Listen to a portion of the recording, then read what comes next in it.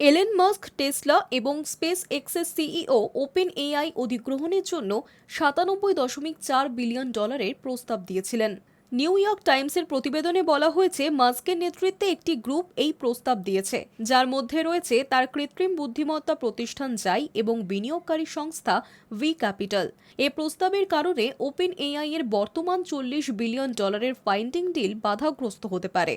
তবে open AI এর CEO Sam Altman মাস্কের এই প্রস্তাবকে তাচ্ছিল্য করে বলেছেন, ধন্যবাদ, কিন্তু আমরা যদি টুইটার কিনে ফেলি 9.74 বিলিয়ন ডলারে, তাহলে কি আপনাদের সমস্যা হবে?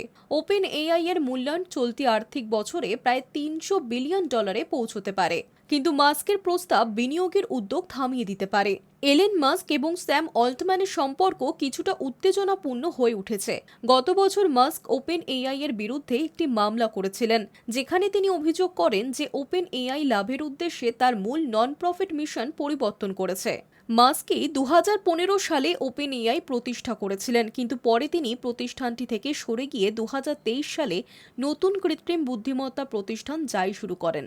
এই দুই প্রযুক্তির উদ্যোক্তার মধ্যে সম্পর্ক বর্তমানে তিক্ত হয়ে উঠেছে এবং টুইটার সহ বিভিন্ন মাধ্যমে তারা একে অপরকে কটাক্ষ করে চলেছেন। Hi news network.